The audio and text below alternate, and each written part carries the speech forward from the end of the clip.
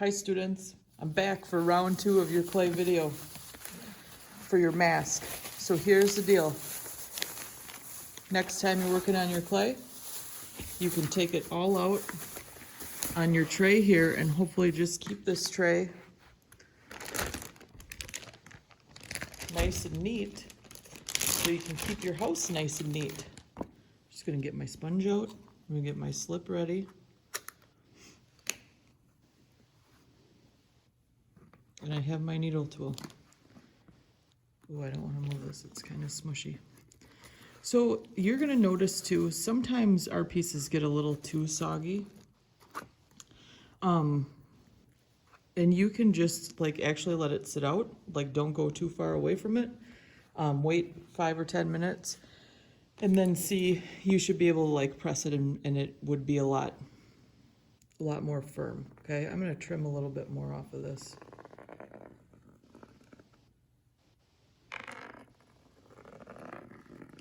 So today we're going to work on facial features. So you can kind of see on your clay where your facial features will go, right? Like my eyes are probably going to go right there, my nose is going to go right there, and then my mouth will go right here. I'm going to teach you slightly different than the video we saw. Any way you do this is the right way, okay? That's another fun thing about clay. I mean, really with any way you make art, we're going to show you the, quote unquote correct way to do it. But if there's a way that works for you, that's great. That's what you should do. So all I'm doing right now is kind of pressing in where your eye sockets would be. The trick with this mask is that if you just place your facial features like right on top of what's already there, that's not how the body works. Like your lips aren't sitting on top of your skin, they're part of your skin. So sometimes we need to make those indentations where like our skull doesn't have any solidness behind that feature, right? So in this case, the eyeballs are in eye sockets. Anyway, ask Mrs. Clark, I bet she'll tell you. Anyways, so I'm gonna take a little chunk of clay and I'm gonna roll it into a ball. This clay's already wedged because I used this from my first video. If you are taking fresh clay, you do need to wedge it first. Now this already I can tell is way too big for an eyeball, so I'm just gonna take some off there. I'm gonna take some more off there. Oh, I got too excited about this, I guess. I'm gonna re-roll it into a ball shape. If you ever get nervous about doing things right or wrong in this class, just, channel your inner child who used to love to play with Play-Doh or clay and probably never thought twice about how they did anything. You're just squishing it together, rolling it gently in your hands, okay? When you have a ball that's roughly the size that you like, I actually think that's still a little too big. What a boring video so far. Okay, I'm doing it again. Once you have a ball that's roughly the size that you want, this might be a little better. Okay, then you're gonna actually cut it in half. So I'm gonna slice it with my needle tool, just like a knife.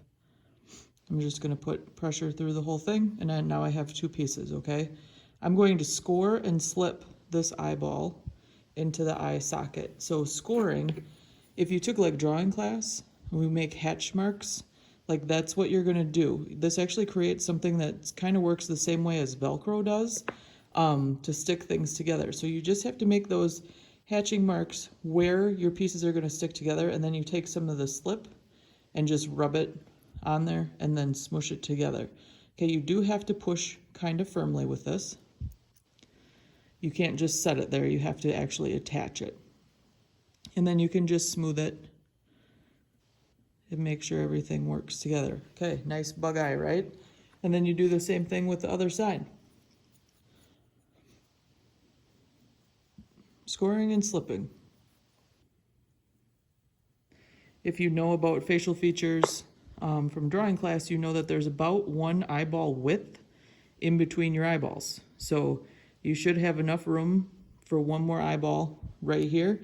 If, again, like you're trying to exaggerate features somehow, try placing the eyeballs a little bit closer together, a little bit farther apart, and see how that alters your piece and what it looks like.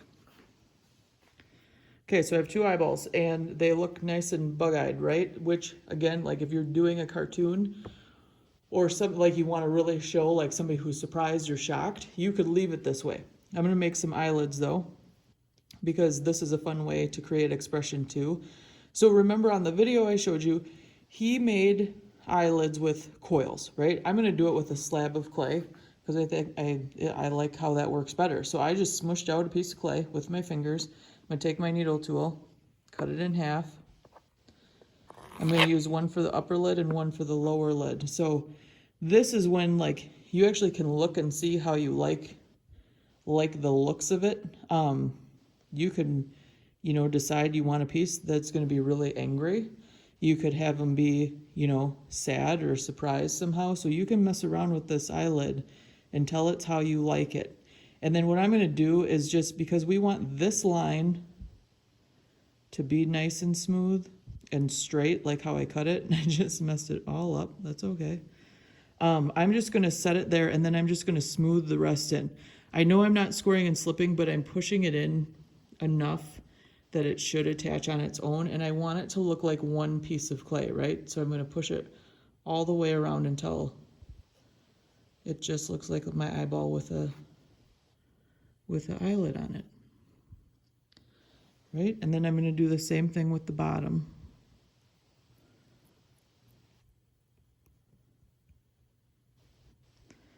And there you have it. And you could go back and manipulate that a little bit more. Another thing too, I know we talked about this a bit at the beginning, but like if your clay gets too wet, it's just too hard to control. So I actually am not super satisfied with how these eyelids look, but I know enough that if I go in there with my fingers or with this needle tool right now, it's gonna just kind of smush and smear everything together. And I certainly don't want that. So I'm gonna wait for it to dry, and then I'm either gonna use my sponge or like just the tip of the needle tool and kind of clean it up a little bit, okay? And then I'm gonna move on to the nose. So we have this nice, you know, like this is kind of where the bridge of our nose will be, and I'm going to make my ball of clay right here on the bottom. Again, you know, you can make a larger nose or a smaller nose or a pointier nose, you know, like a stuck up nose, like it sticks up in the air, so kind of like a piggy nose. You could do something like that. Play around with it. Clay is manipulated, you know, you're allowed to manipulate it so you can see how that will look. So I'm going to work with that to start out with. It might be a little big, but that's okay. And then I just have some clay ready to go for the nostrils. So I'm going to score and slip this.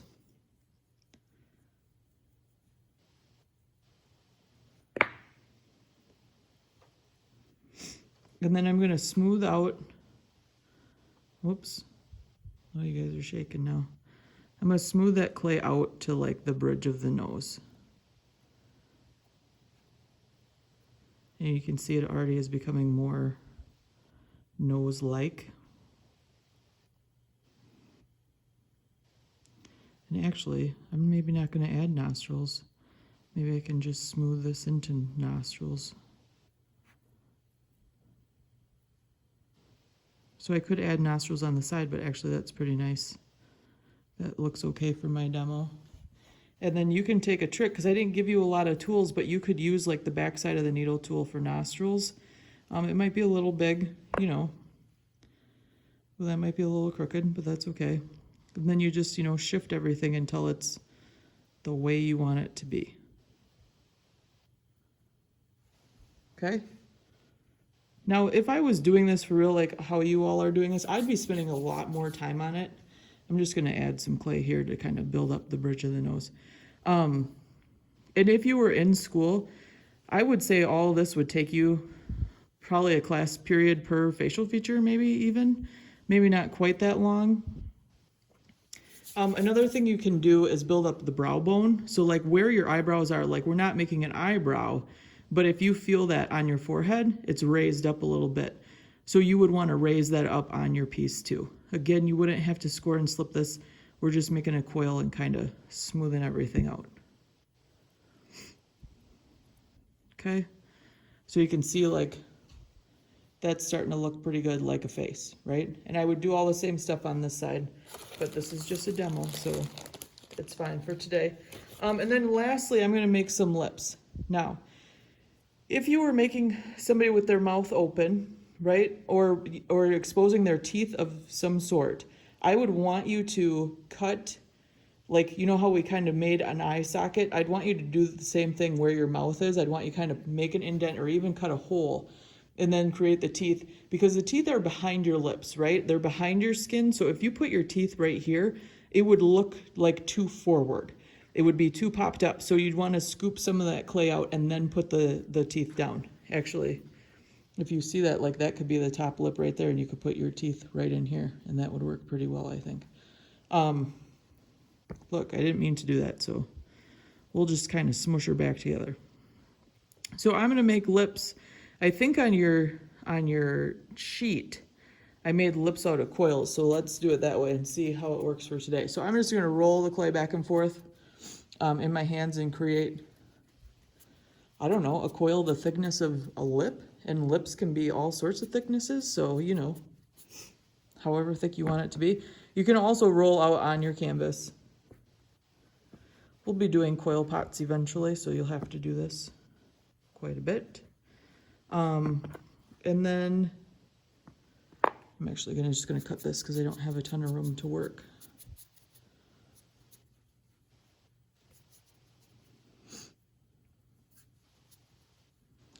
So this will be good, probably, yeah. So I'm gonna make these, I'm gonna make two that are the same size, so I'm just gonna cut through one side. Also, do you see, this is what I'm talking about when I say clay gets dried out. Do you see this cracking?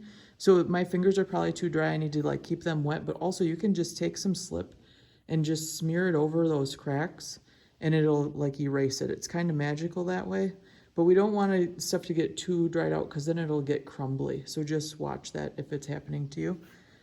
And then I'm going to, what am I going to do? I guess I'm just going to make lips like if you aren't making a face at all. So I'm going to score where I want these to go.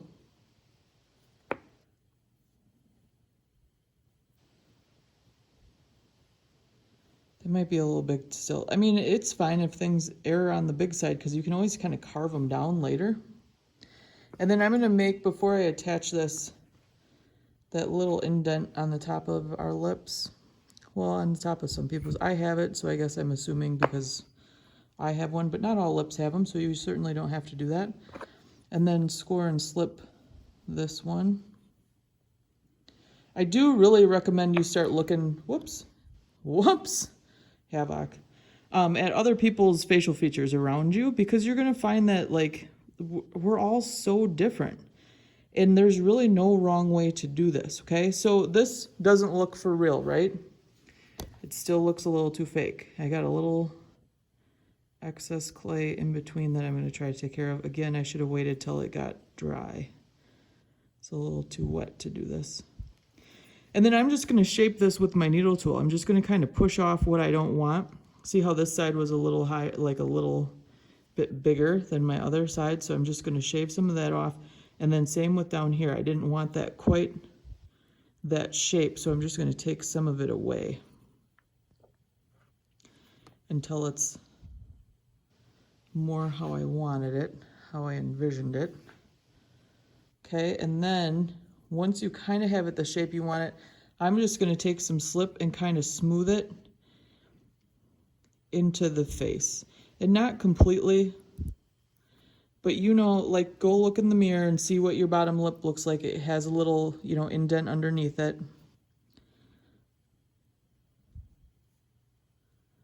And smooth that out a little more. And then I'm going to do the same with the top.